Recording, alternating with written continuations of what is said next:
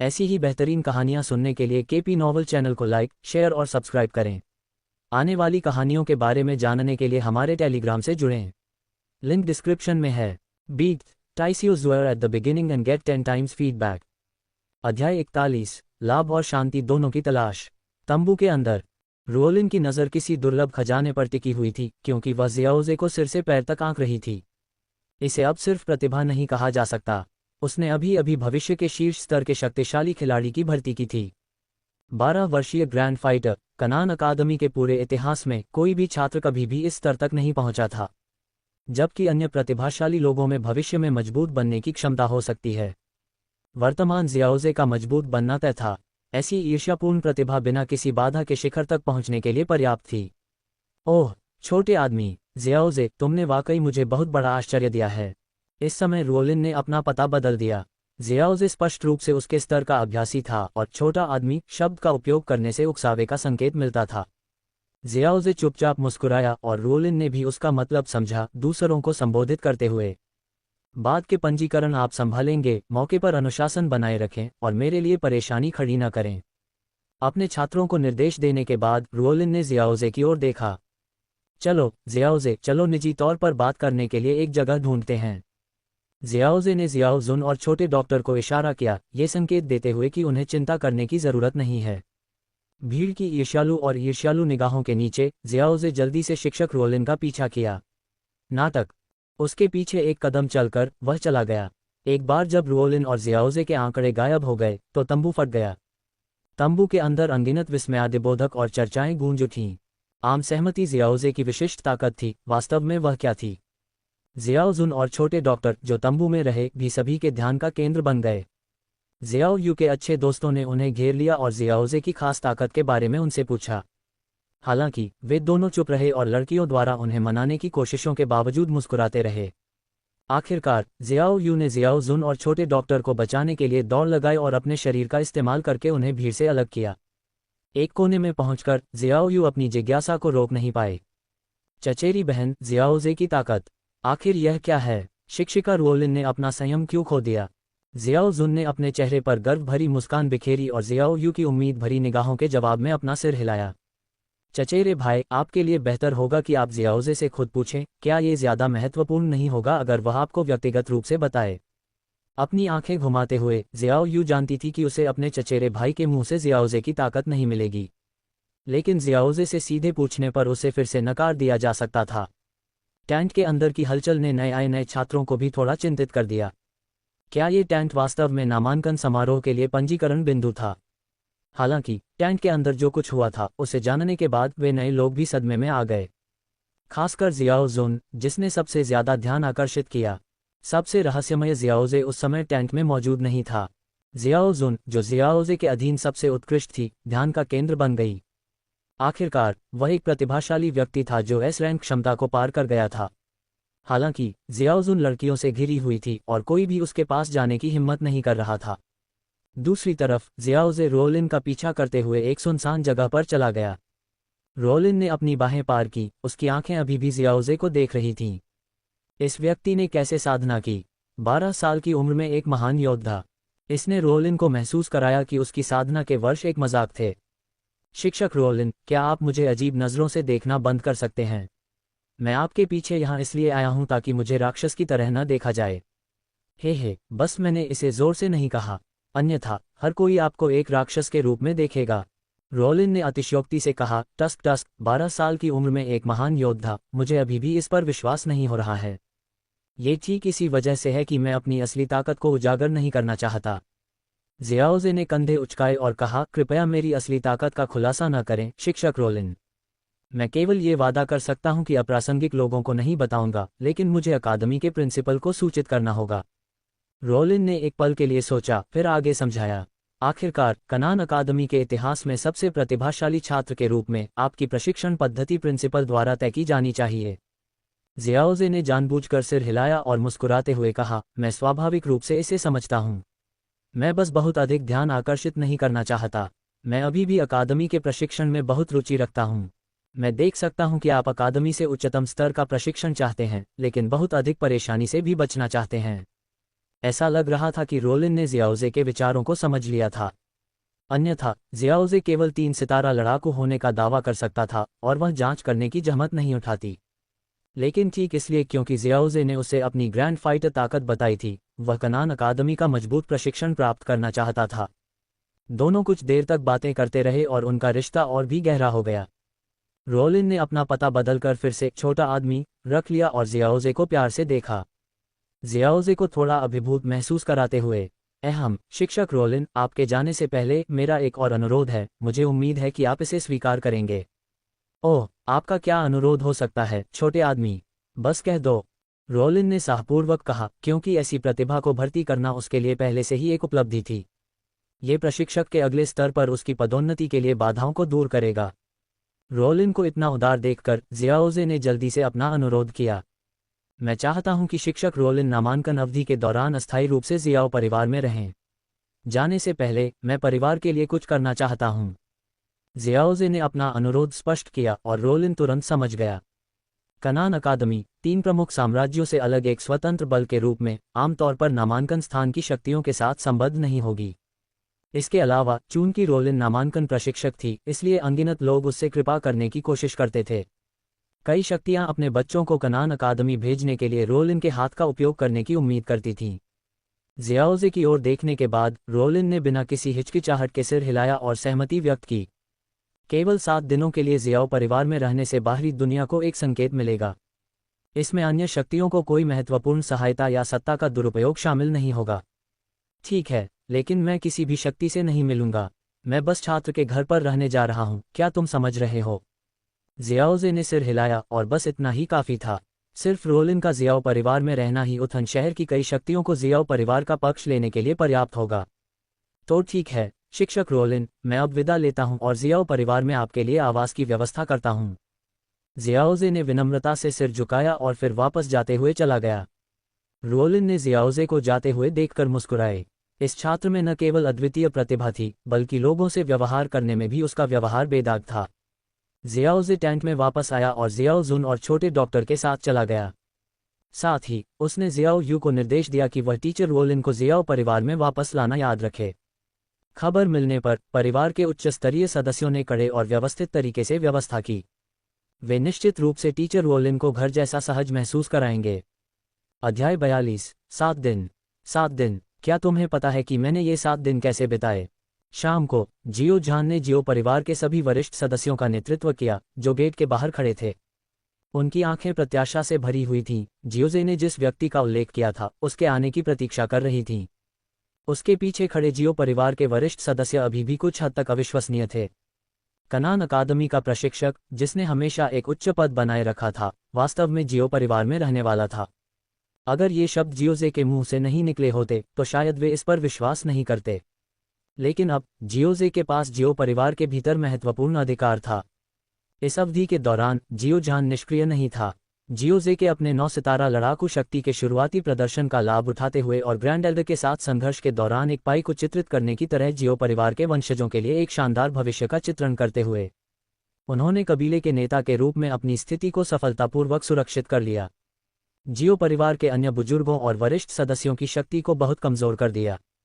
और 2 बार क्षेत्र में जियोजे की सफलताओं को देखकर जियो झान का कबीले के नेता का पद जियोजे को सौंपने का दृढ़ संकल्प दृढ़ हो गया। जियो झान पर्दे के पीछे से जियोजे के लिए जियो परिवार के भीतर गति बनाने के लिए काम कर रहा था। शायद जियोजे ने भी यह उम्मीद नहीं की होगी कि उसका अधिकार सभी बुजुर्गों से बढ़कर होगा। प्रत्याशा में जियो यू प्रशिक्षक रोलिन और महिला छात्रों के एक बड़े समूह के साथ जियो परिवार में लौट आया। जियो झान का नर्वस मूड आखिरकार शांत हो गया और उसने अपने चेहरे पर एक खुशी भरी मुस्कान के साथ उनका अभिवादन किया। आप प्रशिक्षक रोलिन होंगे? मैं जियो झान हूँ, जियो परिवार का कबीले का नेता। वास्तव में मैं हूँ। आपसे मिलकर अच्छा लगा, कबीले के नेता जियो। आपके बेटे की प्रतिभा वास्तव में ईर्ष्या करने योग्य है। प्रशिक्षक रोलिन ने एक सौम्य मुस्कान दिखाई और विनम्रता से उत्तर दिया। आखिरकार वह जियोजे के पिता थे। मैं छात्रों का एक समूह लेकर आया हूँ। क्या ये जियाओ परिवार के लिए असुविधाजनक होगा? बिल्कुल नहीं। कनान के प्रतिभाशाली छात्रों और शक्तिशाली प्रशिक्षकों को समायोजित करना जियाओ परिवार के लिए सम्मान की बात है। ये निश्चित रूप से जियो परिवार की चमक को बढ़ाएगा। जियो झान ने अतिथि कक्षों में उनका गर्मजोशी से स्वागत किया। जियोजे के पिछले संदेश के आधार पर उसने पहले से ही किसी को अतिथि कक्ष तैयार करने का निर्देश दिया था। वे किसी भी समय रहने के लिए तैयार थे। इस तरह के विचारशील आतिथ्य ने प्रशिक्षक रोलिन को बहुत संतुष्ट किया। अगली सुबह जियोजे पहाड़ की चोटी पर खड़ा था और उसने देखा कि जियो परिवार के गेट के बाहर कई गाड़ियां खड़ी थीं। गाड़ियों पर लगे प्रतीक उत्थान शहर की कुछ शीर्ष शक्तियों का प्रतिनिधित्व करते थे। हितों के आदान प्रदान की इस लहर के साथ ये कुछ समय के लिए जियो परिवार के तेजी से विकास को बढ़ावा देने के लिए पर्याप्त होना चाहिए। अगला, कनान अकादमी में जाने पर सबसे महत्वपूर्ण बात मेरी ताकत में सुधार करना है। एक अल्पकालिक लक्ष्य निर्धारित करने के बाद जियोजे पहले की तुलना में और भी अधिक एकांतप्रिय हो गया। ऐसा लग रहा था जैसे उसने पहले ही जियो परिवार को छोड़ दिया था और कनान अकादमी की ओर जा रहा था। हालांकि दुर्भाग्य से कनान अकादमी को एक की आवश्यकता थी, उत्थान शहर में 7 दिन का प्रवास। उन्हें नए भर्ती हुए छात्रों के साथ कनान अकादमी लौटने से पहले नामांकन समारोह का पूरी तरह से संचालन करना था। समय उड़ गया और 7 दिन बीत गए। जियाओजे एक पत्थर के मंच पर क्रॉस लेग बैठा था, उसका शरीर समुद्र की तरह विशाल एक हल्की नीली रोशनी उत्सर्जित कर रहा था। ओह, एक 3 सितारा ग्रैंड फाइटर। प्रगति बुरी नहीं है। जियाओजे ने महसूस किया कि उसकी लड़ाई की ऊर्जा के चक्रवात के भीतर क्रिस्टल थोड़ा फैल गया, संतुष्टि में सिर हिलाया। नाटक। केवल 7 दिनों में 2 सितारे आगे बढ़ गए। ग्रैंड फाइटर के दायरे में अमृत का उपयोग किए बिना साधारण साधना के माध्यम से इसे प्राप्त करना बहुत मुश्किल था। कभी कभी जियाओजे ने कठिनाई जहर शरीर की शक्ति का उपयोग करके अपनी लड़ाई ऊर्जा साधना को बढ़ाने के लिए छोटे डॉक्टर के जहर का इस्तेमाल किया। जियोजे, क्या तुम तैयार हो? आज ही हम जाने वाले हैं। जियोजुन छोटे डॉक्टर के साथ पहाड़ की चोटी पर पहुंची।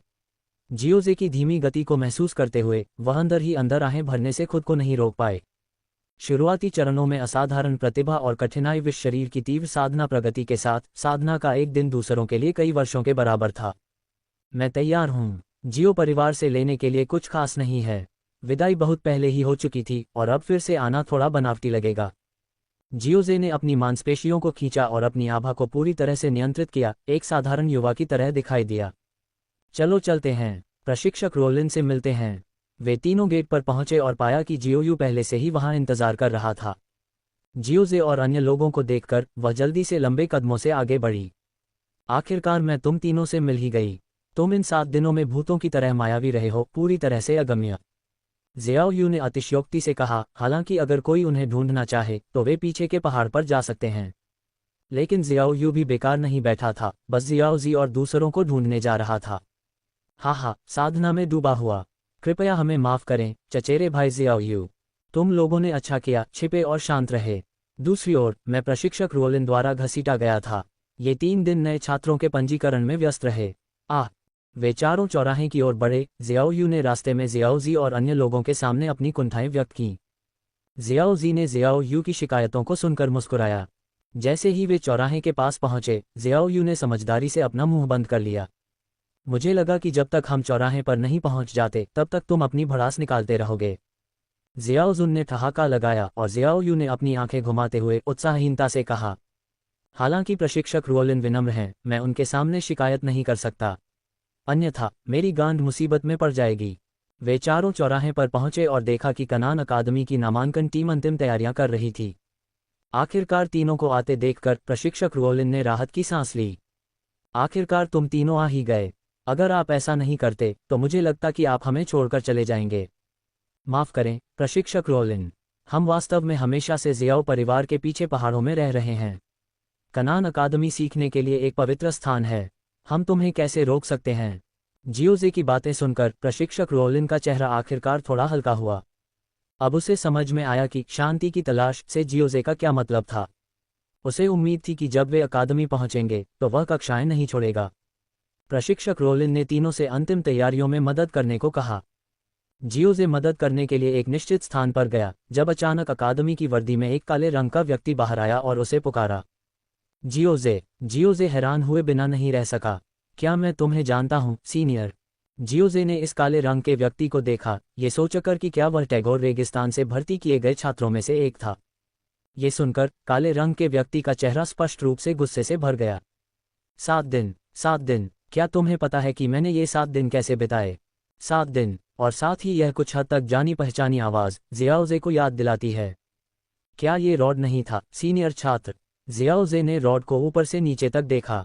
उसकी त्वचा पूरी तरह से काली थी, 7 दिन पहले रॉड से बिल्कुल अलग। कोई आश्चर्य नहीं कि उसने उसे पहले नहीं पहचाना। वह सिर हिलाए बिना नहीं रह सका और बोला, मैं समझ गया। तुम पूरे 7 दिनों तक धूप में रहे होंगे, है न? जियाओजे के शब्दों को सुनकर रॉड अपनी मुट्ठियां भींचने और दांत पीसने से खुद को रोक नहीं सका। क्या तुम्हें पता भी है कि मैं इन 7 दिनों में क्या क्या झेल रहा हूं? ओह, अगर मैं ऐसा करूं तो क्या होगा? क्या तुम मेरे साथ अपनी गरिमा वापस पाना चाहते हो? जियाओजे ने उदासीनता से कहा। रॉड की हार स्वीकार करने की अनिच्छा और मुकाबले के दौरान अत्यधिक बल का उपयोग करने की उसकी प्रवृत्ति को देखकर जियाओजे को लगा कि वह पहले बहुत नर्म था। जियाओजे के उदासीन शब्दों को सुनकर रॉड अपनी मुट्ठी उठाए बिना नहीं रह सका। अरे सीनियर रॉड, कार्रवाई करने से पहले परिणामों के बारे में सोचो।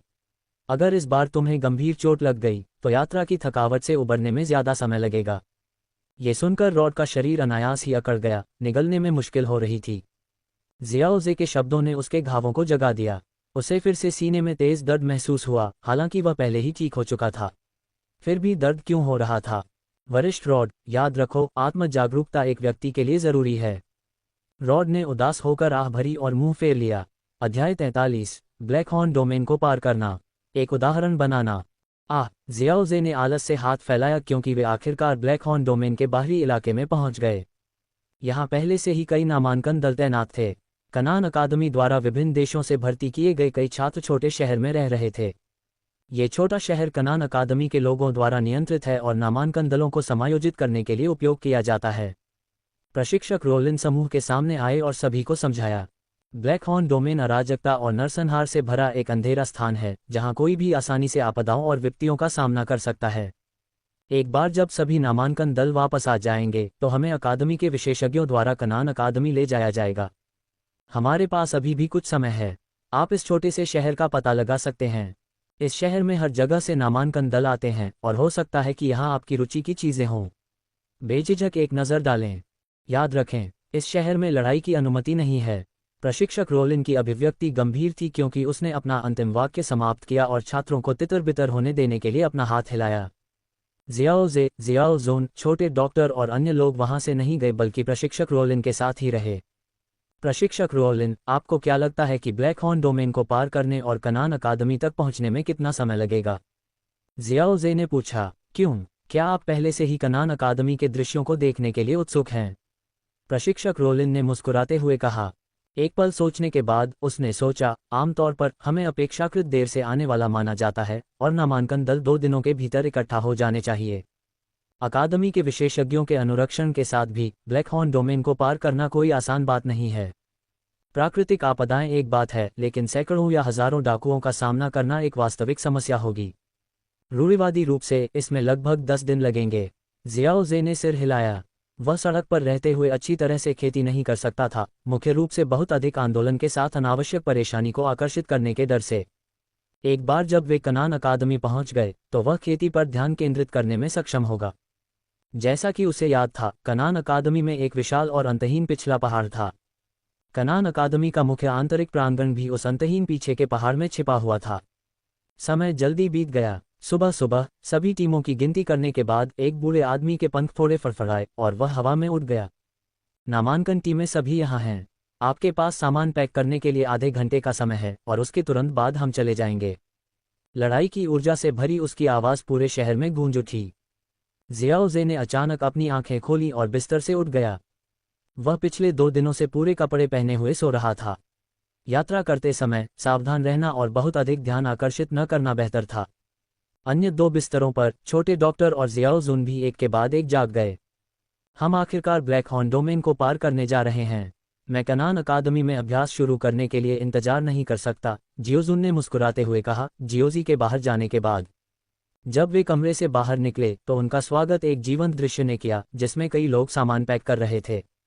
जियोजी और अन्य सभी के पास स्थानिक छल्ले थे, इसलिए वे हल्के सामान के साथ यात्रा कर रहे थे और उन्हें ज्यादा सामान पैक करने की जरूरत नहीं थी। वे प्रशिक्षक रोलिन के बगल में प्रतीक्षा कर रहे थे। समय तेजी से बीत गया और आधे घंटे बाद बूढ़े आदमी की आवाज़ फिर से गूंजी। आधा घंटा हो गया है, चलो चलें। विशाल जुलूस निकल पड़ा। ब्लैक हॉर्न डोमेन की अराजक और खूनी अंधेरी भूमि की ओर बढ़ रहा था। कनान अकादमी का वार्षिक नामांकन समारोह हमेशा सभी तरफ से लालची नजरों को आकर्षित करता था। आखिरकार इतने बड़े समूह के साथ हमेशा कुछ साहसी व्यक्ति होते थे जो फायदा उठाना चाहते थे, खासकर ब्लैक हॉर्न डोमेन के कुख्यात डाकू जो अपने चाकुओं से खून चाटने के लिए जाने जाते थे। हर साल अनगिनत हताश लोग भागते थे ब्लैक हॉर्न डोमेन में डाकू बन गए। पुराने लोगों की जगह नए लोगों ने ले ली और कोई भी इससे सीखता हुआ नहीं लग रहा था। यात्रा के 5वें दिन टीम के अंत में एक मजबूत ऊर्जा उतार चढ़ाव दिखाई दिया। यह अकादमी के विशेषज्ञों की कार्रवाई थी। कम से कम वे राजा स्तर पर थे। इसके तुरंत बाद एक बूढ़े व्यक्ति ने दर्जनों सिरों को हवा में नियंत्रित किया, उन्हें टीम के विभिन्न ध्वजस्तंभों पर लटका दिया, एक उदाहरण प्रस्तुत किया। पूरी टीम के ध्वजस्तंभ पहले से ही सिरों से भरे हुए थे। ये सभी सिर उन डाकुओं के थे जिन्होंने पिछले कुछ दिनों में टीम पर हमला करने का प्रयास किया था, ये सोचकर कि वे उन्हें लूट सकते हैं। जैसे जैसे वे ब्लैक हॉर्न डोमेन में गहराई से उतरते गए, ध्वजस्तंभों पर सिरों की संख्या बढ़ती गई और उनकी निवारक शक्ति में उल्लेखनीय वृद्धि हुई। कई डाकू कार्रवाई करने से पहले 2 बार सोचते थे, उन्हें डर था कि वे ध्वजस्तंभ पर चेतावनी देने वाले सिर के रूप में समाप्त हो जाएंगे। नए छात्र जो मूल रूप से टीम में उत्साहित थे, अपने ऊपर लगे झंडों पर खून से लथपथ और क्रूर सिरों को देखकर उनके चेहरे पीले पड़ गए। लेकिन प्रशिक्षकों ने कुछ नहीं कहा। कनान अकादमी का उद्देश्य फूलों की खेती करना नहीं बल्कि सच्चे योद्धाओं की खेती करना था। अगर कोई खून खराबा और हत्या बर्दाश्त नहीं कर सकता तो जितनी जल्दी हो सके साधना का मार्ग छोड़ देना ही बेहतर है। झंडों के सहारे झुककर जियाओ जी ने खून की हल्की गंध के साथ हवा में सांस ली। उसकी अभिव्यक्ति शांत थी और यहाँ तक कि उसका दिमाग भी नई क्षमताओं पर विचार कर रहा था। कठिनाई जहर शरीर प्राप्त करने के बाद से उसने सचेत रूप से अपने शरीर में पानी की विशेषता वाली लड़ाई ऊर्जा के साथ शरीर के जहर को एकीकृत करने का प्रयास किया था। इसने पहले भी शुरुआती परिणाम दिखाए थे, लेकिन इन 2 ऊर्जाओं की शक्ति को पूरी तरह से मुक्त करने के लिए गहन विकास की आवश्यकता थी। खास तौर पर कठिनाई विष शरीर और जल गुण लड़ने वाली ऊर्जा का सही एकीकरण एक पूरी तरह से नई विशेषता बना सकता है। क्या ये विषाक्त जल है या जहरीला जल? जियाओ जे ने इसे नाम देने के विचार को फिलहाल टाल दिया। यह अभी पूरी तरह से विकसित नहीं हुआ था, इसलिए नामकरण के लिए इंतजार किया जा सकता है। इसके अलावा यह अनूठी विशेषता लड़ने वाली ऊर्जा के महाद्वीप पर उसके लिए अनन्य हो सकती है। इसे नाम देने से बहुत ज्यादा उद्देश्य पूरा नहीं होगा, स्थिति को जानना ही पर्याप्त होगा। अगले दिनों में उत्पीड़न में उल्लेखनीय कमी आई। आखिरकार झंडे के खंभों पर सिर कभी जीवित प्राणी थे। कैनान अकादमी को भड़काने की हिम्मत की कीमत ये थी। ... जियाओ जे खड़ा हुआ और उसकी आंखों के सामने 2 शानदार पहाड़ थे और पहाड़ों के बीच एक शहर था। जियाओ जे ने अपनी नज़र में धीरे धीरे साफ हो रहे शहर को देखा, साथ ही उस पर शहर का नाम लिखी एक पट्टिका भी देखी। शांति का शहर। ये शांति का शहर है और यहाँ मृत्यु आत्मा का पेड़ है। जियाओ जे ने उस अनोखे पेड़ को देखा जिसने कनान अकादमी और ब्लैक हॉर्न डोमेन में सेनाओं के बीच संघर्ष के इतिहास को देखा था। इस अराजक और खूनी ब्लैक हॉर्न डोमेन में शांति प्राप्त करने के लिए किसी को भी कल्पना से कहीं ज्यादा प्रयास करना पड़ता था। मौत की आत्मा का पेड़ एक डूहुआंग शरीर और 2 डूवांग शरीरों के साथ लटका हुआ था जो कि लोहे की तरह था। ओह, हम आखिरकार कनान अकादमी के बाहरी इलाके में पहुंच गए हैं। इसके बाद हमें आधिकारिक तौर पर कनान शहर तक पहुंचने के लिए बस एक आदिम जंगल को पार करना होगा, प्रशिक्षक रोलिन ने जियाओ जे से कहा। जियाओ जे ने सिर हिलाया, उसकी आंखें प्रत्याशा से भरी हुई थीं। आगे कोई दुर्घटना नहीं हुई और वे सुरक्षित रूप से आदिम जंगल से गुजर गए। कई नए छात्रों के सामने एक शानदार शहर दिखाई दिया, कनान शहर। कनान अकादमी शहर के केंद्र में स्थित थी। कनान शहर में प्रवेश करते हुए जियाओ जे को स्पष्ट रूप से महसूस हो रहा था कि प्रशिक्षक रोलिन ने बहुत आराम किया था। प्रशिक्षक रोलिन, क्या अब आप ज्यादा आराम महसूस कर रहे हैं? जियाओ जे मुस्कुराया। रोलिन ने अपनी आंखें घुमाईं और अधीरता से कहा, व्यस्त समय अभी आना बाकी है। मुझे नए छात्रों के लिए कई मामलों की व्यवस्था करनी है। रोलिन ने चिंतित नज़र से जियाओ जे का हाथ पकड़ा। मेरे सामने फिर से गायब मत हो जाना, ठीक है? मैं अपनी पूरी कोशिश करूंगा। अपनी पूरी कोशिश मत करो। कम से कम तब तक रुको जब तक मैं नए छात्रों के लिए सब कुछ व्यवस्थित नहीं कर लेता। रोलिन ने अपनी आंखें चौड़ी की। जियाओ जे को गुस्से से देखा, उसका हमेशा का सौम्य व्यवहार पूरी तरह से गायब हो गया। ठीक है, ठीक है। अध्याय 44, पुस्तक मंडप में प्रवेश करने का अवसर। अंत में जियाओ जे ने प्रशिक्षक रोलिन को निराश नहीं किया, नए छात्रों के नामांकन की प्रक्रिया को पूरा करने में उनके साथ सहयोग किया। खेती के पाठ्यक्रमों की औपचारिक शुरुआत से पहले 3 दिन बचे थे, जिससे नए छात्रों को अकादमी के अनुकूल होने का समय मिल गया। इस साफ सुबह में प्रशिक्षक रोलिन के मार्गदर्शन में जियाओ जे एक पुस्तक मंडप में पहुंचे। यही है, जब आप बाद में अंदर जाएं, तो सुनिश्चित करें कि आप अच्छा प्रदर्शन करें। अकादमी के डीन इस समय मौजूद नहीं हैं और बाहरी प्रांगण में कई मामलों का फैसला वाइस डीन द्वारा किया जाता है, प्रशिक्षक रोलिन ने गंभीरता से कहा। आप खेती के उच्चतम स्तर को प्राप्त कर सकते हैं या नहीं, यह इस बात पर निर्भर करता है कि आप इस बार वाइस डीन को संतुष्ट कर सकते हैं या नहीं। मैं समझ गया, प्रशिक्षक रोलिन। जियाओजे ने सिर हिलाया। अकेले आगे बढ़ते हुए जियाओजे आगे बढ़ा। इससे पहले कि वह दरवाज़ा खटखटा पाता, पुस्तक मंडप का दरवाज़ा अपने आप खुल गया। अंदर से एक आदरणीय आवाज़ आई, जियाओजे, क्या ये है? अंदर आ जाओ। जियाओजे ने पीछे मुड़कर प्रशिक्षक रोलिन को देखा, जिन्होंने मुस्कुराकर सिर हिलाया। उनकी पीठ को देखते हुए उन्होंने उत्साहपूर्ण इशारा किया। दरवाज़ा बंद होने के बाद प्रशिक्षक रोलिन नए छात्रों से संबंधित मामलों में भाग लेने के लिए चले गए। पुस्तक मंडप के अंदर जियाओजे ने पाया कि यह उज्ज्वल और रोशन था, अंधेरे की उनकी उम्मीदों के विपरीत। मंडप पुस्तकों से भरा था, जिसमें खुली लपटों के बजाय बड़े रात के मोती प्रकाश स्रोत के रूप में काम कर रहे थे। निर्देशों का पालन करते हुए जियाओजे एक विशाल और उज्ज्वल कमरे में पहुंचे। सफ़ेद बालों वाला एक बुजुर्ग व्यक्ति मेज पर बैठा था, कुछ दस्तावेज पढ़ रहा था। छात्र जियाओजे, मैं वाइस डीन से मिला हूं। जियाओजे ने पास आकर अभिवादन किया, लेकिन वाइस डीन ने कोई प्रतिक्रिया नहीं दी। जियाओजे शांत रहे, अपनी मुद्रा बनाए रखी। लगभग 10 मिनट तक दस्तावेजों को पलटने के बाद वाइस डीन ने धीरे धीरे पन्ने बंद कर दिए। जियाओजे को देखते हुए, जो अभी भी सम्मानजनक मुद्रा में था, उसकी आंखों में संतुष्टि का भाव दिखाई दिया।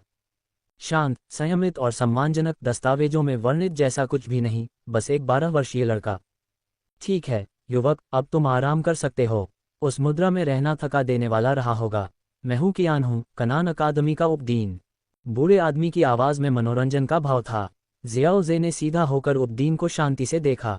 क्या तुम जानते हो कि अकादमी में तुम्हारे प्रोफाइल ने उच्च अधिकारियों के बीच कितनी सनसनी पैदा कर दी है? वे इस बात पर जमकर बहस कर रहे हैं कि तुम्हें शीर्ष स्तरीय पावरहाउस कैसे बनाया जाए। उपडीन ने उन दस्तावेजों को दिखाते हुए कहा, जो वे पढ़ रहे थे, जो जियाओजे की प्रोफाइल के पृष्ठ थे। बाहरी प्रांगण के सभी वरिष्ठ अधिकारियों ने इस दस्तावेज को देखा था और जियाओजे के साधना पद को निर्धारित करने के लिए गर्मागर्म बहस में लगे थे। ये कल ही तय किया गया था। आज वाइस डीन जियाओजी के साथ मीटिंग की व्यवस्था करने के लिए जल्दी कर रहे थे। हालांकि पुरानी आदतें जल्दी खत्म नहीं होती और वाइस डीन को लोगों को परखना पसंद था। पिछले 10 मिनट जियाओजी के चरित्र की परीक्षा थे और अब ये काफी संतोषजनक लग रहा था। कृपया वाइस डीन, आगे बढ़ें, जियाओजी ने शांति से कहा। यह आपके लिए तैयार की गई एक साधना योजना है, लेकिन इसमें कुछ शर्तें भी हैं, वाइस डीन ने एक दस्तावेज सौंपते हुए कहा। जियाओजी ने इसे लिया और इस पर नजर डाली। पुस्तक मंडप में प्रवेश करने का एक अवसर, 100 औषधीय गोलियों का मासिक भत्ता, वरिष्ठ प्रशिक्षकों द्वारा एक एक करके मार्गदर्शन। उदार साधना योजना को देखकर जियाओजी की आंखें चौड़ी हो गईं। पुस्तक मंडप में प्रवेश करने का मौका ही अमूल्य था। पुस्तक मंडप में प्रवेश करने के लिए किसी को आंतरिक कोर्ट चयन प्रतियोगिता में शीर्ष 5 में होना चाहिए था। बाहरी कोर्ट में कई प्रतिभाशाली छात्रों में से केवल शीर्ष 5 ही पुस्तक मंडप में प्रवेश कर सकते थे। अब जियाओजे सीधे प्रवेश कर सकता था। औषधीय गोलियों के भत्ते को कीमिया विभाग में गोलियों के लिए बदला जा सकता था या किसी कीमियागर को आवश्यक गोलियों को परिष्कृत करने के लिए कमीशन देने के लिए इस्तेमाल किया जा सकता था। वरिष्ठ प्रशिक्षकों द्वारा आमने सामने की सलाह भी एक बहुमूल्य अवसर था। दस्तावेज में कई अन्य लाभ सूचीबद्ध थे। जियाओजे को केवल एक ही कीमत चुकानी थी कि वह भविष्य में शीर्ष स्तरीय पावरहाउस बन जाए और संकट के समय अकादमी की सहायता करे। उसे अकादमी में 3 साल तक सेवा भी देनी थी। जियाओजे के लिए यह एक जीत जीत की स्थिति थी। हालांकि ऐसे कई लाभ थे जिनकी उसे आवश्यकता नहीं थी। थोड़े विचार के बाद जियाओजे ने सम्मानपूर्वक एक सुझाव दिया।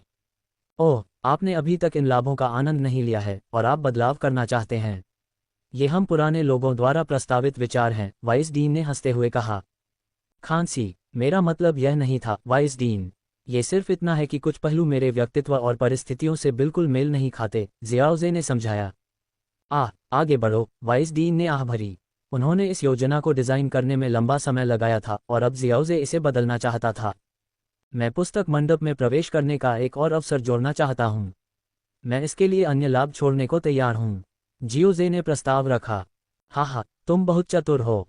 तुम अच्छी तरह जानते हो कि इस साधना योजना का सबसे मूल्यवान हिस्सा पुस्तक मंडप में प्रवेश करने का अवसर है। वाइस डीन जियाओजे की बुद्धिमत्ता से प्रभावित होकर दिल खोलकर हंसे। जियाओजे का प्रस्ताव स्वीकार कर लिया गया, लेकिन अन्य लाभ बहुत कम हो जाएंगे या समाप्त भी हो जाएंगे। आखिरकार पुस्तक मंडप के भीतर कोई व्यक्ति पृथ्वी स्तरीय तकनीक और मार्शल कौशल प्राप्त कर सकता है, जो बाहर अमूल्य खजाने थे। समझ गया, जियाओजे ने सम्मानपूर्वक झुकते हुए कहा। उसने पुस्तक मंडप में प्रवेश करने के अनमोल अवसर का लाभ उठाया था, इसलिए उसने प्रस्ताव रखा। ठीक है, चूंकि तुम इतने आग्रही हो तो मुझे उन बूढ़े लोगों से बातचीत करने दो और तुम्हें यथासंभव अधिक लाभ देने की कोशिश करो, वाइस डीन ने अपनी दाढ़ी रगड़ते हुए कहा। उनकी संक्षिप्त बातचीत में जियोजे ने ऐसे गुण प्रदर्शित किए जो उसे विभिन्न पहलुओं में संतुष्ट करते थे। उसने यहाँ तक महसूस किया कि जियाओजे को अपनी बेचैन पोती के लिए गंतव्य बनने देना चाहिए। हालांकि वह युवा लोगों के मामलों में बहुत अधिक हस्तक्षेप नहीं करना चाहता था। वह चीज़ों को स्वाभाविक रूप से अपने तरीके से चलने देना पसंद करता था। उसे जो करने की ज़रूरत थी वह युवा लोगों के वर्तमान की रक्षा करना और उनका मार्गदर्शन करना और उन्हें फलने फूलने देना था। धन्यवाद, वाइस डीन। अभी वापस जाओ। कल इस समय तक मैं किसी को यहाँ आने और अपने 2 अवसर प्राप्त करने के लिए सूचित करूंगा, जियाओजे ने विदाई दी। जियाओजे को जाते हुए देखकर वाइस डीन ने अपने हाथ में साधना योजना को देखा। लगता है मुझे अकादमी में फिर से बूढ़े लोगों से मोलभाव करना पड़ेगा। ... पुस्तक मंडप छोड़कर जियाओजे प्रशिक्षक रुओलिन द्वारा उन तीनों के लिए व्यवस्थित छोटी इमारत में लौट आया। पुस्तक मंडप में प्रवेश करने के लिए एक और अवसर जोड़ने पर जोर देते हुए जियाओजे का इरादा न केवल अपने लिए उन्नत साधना तकनीकें खोजना था, बल्कि छोटे डॉक्टर के लिए एक उच्च स्तरीय विशेषता तकनीक सुरक्षित करना भी था।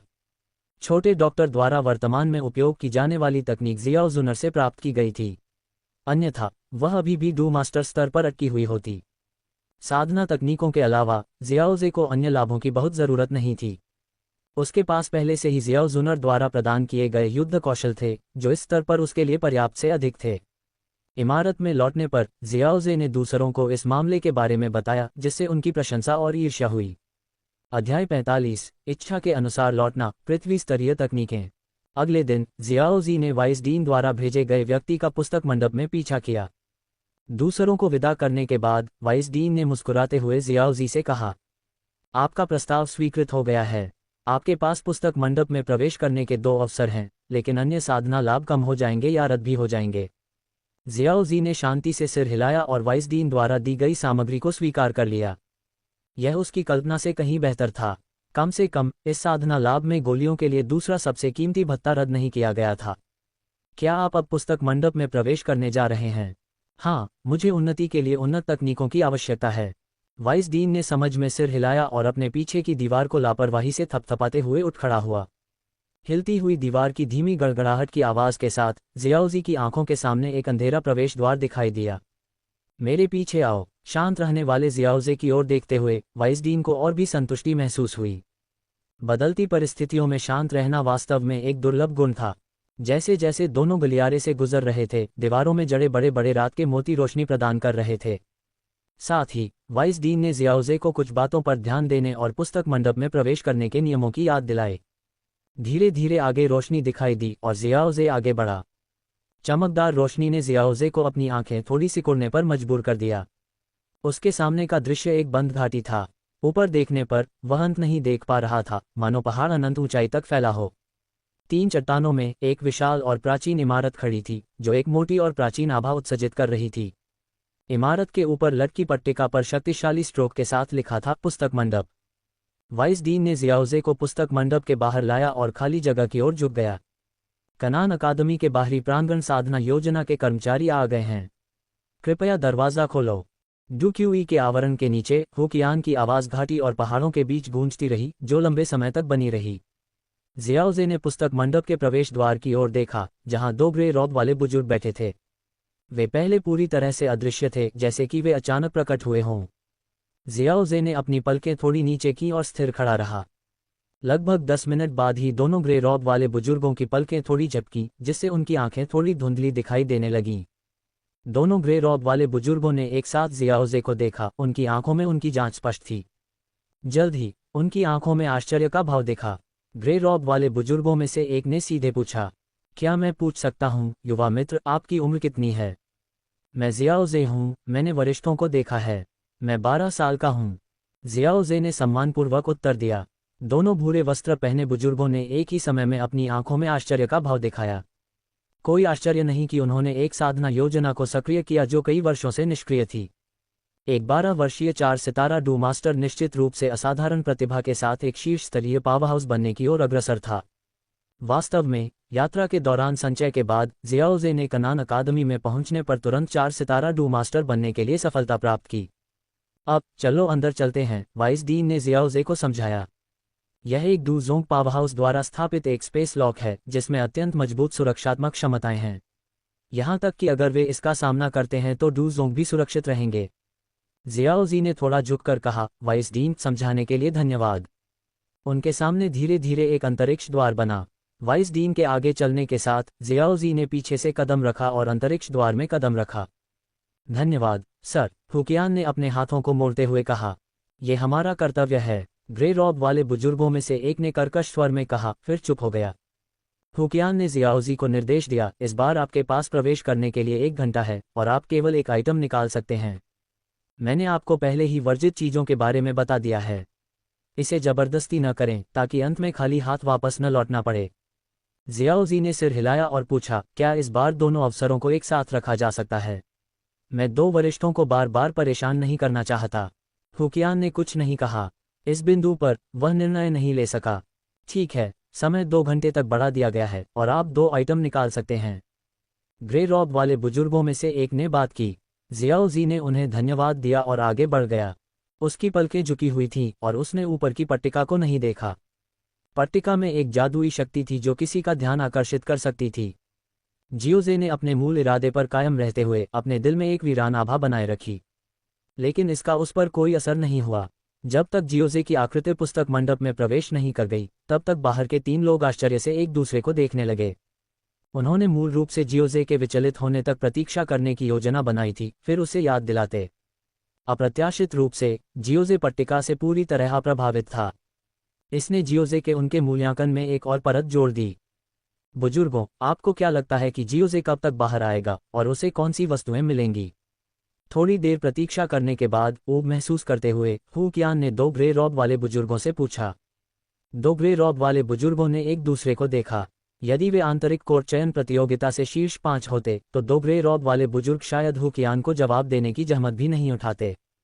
लेकिन कई वर्षों में साधना योजना प्राप्त करने वाले पहले प्रतिभाशाली व्यक्ति के रूप में जियाओजे अपनी कम उम्र और पहले से ही 4 सितारा डू मास्टर स्तर पर और अपने पिछले असाधारण प्रदर्शनों के साथ दोनों बुजुर्गों में कुछ जिज्ञासा जगाता था। जियाओजे में वास्तव में असाधारण प्रतिभा है, लेकिन पुस्तक मंडप में भाग्य और चरित्र भी महत्वपूर्ण हैं। वह अंततः क्या हासिल करता है ये खुद पर निर्भर करता है। ग्रे रॉब वाले बुजुर्ग ने धीरे से कहा। फुकियान बोलने ही वाला था कि वह अचानक पुस्तक मंडप की ओर देखने लगा। दोनों बुजुर्गों ने भी अपने दिलों में आश्चर्य का संकेत दिया। जियाओजे पहले ही बाहर आ रहा था। 10 मिनट भी नहीं हुए थे। फुकियान ने थोड़ा भौहें सिकुड़ी और पुस्तक मंडप के प्रवेश द्वार की ओर देखा। जैसा कि अपेक्षित था, जियाओजे शांति से बाहर चला गया। जियाओजे, तुम इतनी जल्दी बाहर क्यों आ गए? तुम्हें पता होना चाहिए कि पुस्तक मंडप में प्रवेश करने का अवसर कितना कीमती है, क्यों? फुकियान ने उत्सुकता से कहा, यदि आपके पास कोई अप्रत्याशित परिस्थितियां हैं तो पिछला अनुरोध रद्द किया जा सकता है। नाटक। तुम्हें एक और मौका देता हूं, लेकिन इस बार तुम केवल एक आइटम ही निकाल सकते हो। कोई जरूरत नहीं, वाइस डीन। जियाओजी ने मुस्कुराते हुए अपना सिर हिलाया, अपने हाथ में 2 स्क्रॉल दिखाते हुए। एक स्क्रॉल गहरे नीले रंग का था, जैसे विशाल समुद्र। दूसरा स्क्रॉल अजीब रंगों से चमक रहा था। मैं इस फसल से बहुत संतुष्ट हूं, इसलिए मैं 2 वरिष्ठों की साधना में बाधा डालने से बचने के लिए जल्दी बाहर आ गया। पृथ्वी स्तरीय तकनीक। दोनों स्क्रॉल हैं। भूरे रंग के वस्त्र पहने 2 बुजुर्ग तेज आंखों से जियाओजी के हाथों में 2 स्क्रॉल के ग्रेड देख सकते थे और आश्चर्यचकित हुए बिना नहीं रह सके। फुकियान ने भी जियाओजी के हाथों में 2 स्क्रॉल को देखकर महसूस किया। ऐसा लग रहा था कि जियाओजी वास्तव में इस बार पूरा भार लेकर लौटा था। समय। तुमने इतनी जल्दी 2 पृथ्वी स्तरीय स्क्रॉल प्राप्त कर लिए? फुकियान आश्चर्यचकित हुए बिना नहीं रह सका। जैसे ही मैंने कमरे में प्रवेश किया, ऊर्जा अवरोध से प्रकाश की कई धाराएं उड़कर मेरे चारों ओर रुक गईं। जांच करने के बाद वे सभी पृथ्वी स्तरीय तकनीकें थीं और वे वही थीं जिनकी मुझे ज़रूरत थी, इसलिए मैंने चुनने में समय बर्बाद नहीं किया। जियाओजी ने उन तीनों को चुप रहने देते हुए समझाया। ये निश्चित रूप से पिछले इनकोर चयन प्रतियोगिताओं के शीर्ष 5 के दिमाग को चकरा देगा। अध्याय 46 अभ्यास मार्गदर्शन। कक्षा प्रतियोगिता। पुस्तक मंडप के बाहर 2 भूरे वस्त्र पहने बुजुर्ग जियोजे की विदा होती हुई आकृति को देख रहे थे। इस बच्चे में असाधारण प्रतिभा और उल्लेखनीय अवसर हैं। अगर वह बीच में नहीं गिरता है तो वह निश्चित रूप से महाद्वीप के शीर्ष पावरहाउस में से एक बन जाएगा। कैनान अकादमी ने उसमें जो निवेश किया है उससे अनंत लाभ मिलेगा। अंतरिक्ष में लहरें दिखाई दी, जिससे पुस्तक मंडप एक बार फिर छिप गया और आवाजें बंद हो गईं। दूसरी तरफ वाइस डीन ने जियोजे के हाथों में पृथ्वी स्तरीय तकनीकों के 2 खंडों को देखा और आश्चर्यचकित महसूस किया। ये पहली बार था जब उसने किसी को इतने गहन अवसरों के साथ देखा था। अगर जियोजे ने जो कहा वह सच था, तो जैसे ही वह कमरे में दाखिल हुआ, ऊर्जा अवरोध से प्रकाश की कई धाराएं निकलीं, जो सभी पृथ्वी स्तरीय तकनीकें थीं। पृथ्वी स्तरीय मार्शल कौशल जो अनगिनत लोगों को अपने जीवन के लिए लड़ने के लिए आकर्षित कर सकते थे, जियोजे के सामने प्रदर्शित किए गए थे ताकि वह उनमें से चुन सके। क्या ये स्वर्ग से भेजा गया अवसर नहीं था? ठीक है, पृथ्वी स्तरीय तकनीकों के 2 खंडों के साथ मूल्य संशोधन से पहले मूल साधना योजना से कहीं अधिक है। छोटे आदमी, आपके अवसर वास्तव में गहन हैं। हुकियान ने अपनी दाढ़ी को सहलाया और मुस्कुराते हुए कहा, मुझे अवसर देने के लिए वाइस डीन का धन्यवाद। जियाओजे ने 2 स्क्रॉल को अपनी स्टोरेज रिंग में संग्रहित किया और सम्मानपूर्वक झुक गया। ठीक है, मैं देख सकता हूं कि आप अभ्यास शुरू करने के लिए उत्सुक हैं। मैं आपको और अधिक नहीं रोकूंगा। हुकियान ने भी जियाओजे की उत्सुकता को देखा और अपना हाथ हिलाया, जिससे जियाओजे अपने आप चले गए। मैं विदा लेता हूं, वाइस डीन। जियाओजे ने पुस्तक मंडप छोड़ने से पहले उचित शिष्टाचार दिखाया। शिष्टाचार कभी नुकसान नहीं पहुंचाता। अपने छोटे से मचान में वापस जियाओजे ने जियाओयान और जियाओजुनर को बुलाया और वे तीनों पीछे के पहाड़ पर चले गए, जहां उन्होंने रात भर अपनी मार्शल आर्ट का अभ्यास किया। एक दिन बाद ही रोलिन से एक संचरण पक्षी जियोजे के हाथों में उड़ आया। नाटक। इसने जियोजे को सूचित किया कि औपचारिक अकादमी प्रशिक्षण पाठ्यक्रम शुरू होने वाला था। अकादमी के प्रशिक्षण पाठ्यक्रम को मोटे तौर पर 3 भागों सिद्धांत और 7 भागों अभ्यास के रूप में संक्षेपित किया जा सकता है।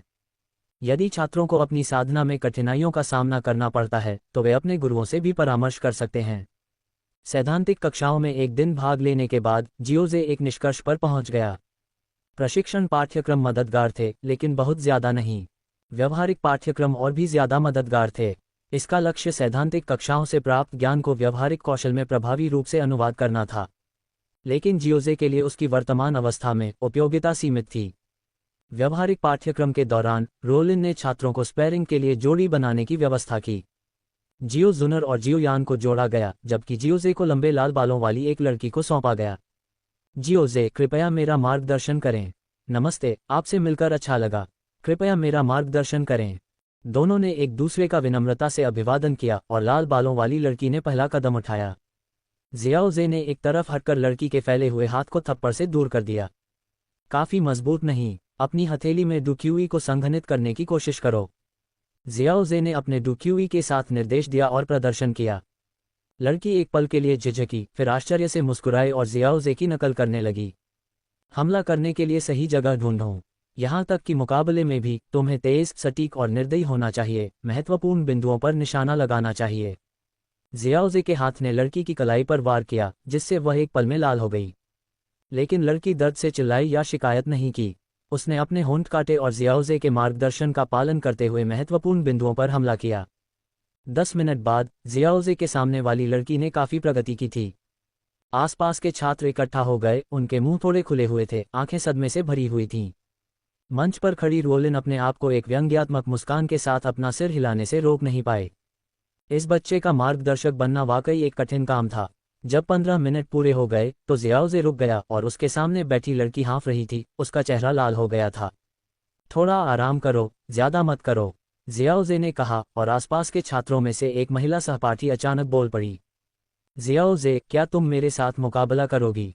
मुझे दर्द से डर नहीं लगता, तुम जितना चाहो मुझे मार्गदर्शन दे सकती हो। इस महिला सहपाठी ने जियाओजे द्वारा निर्देशित होने के बाद अपनी लड़ाकू क्षमताओं में नाटकीय सुधार को स्पष्ट रूप से देखा था। यह शायद रोलिन के साथ आमने सामने अभ्यास से ज्यादा प्रभावी था।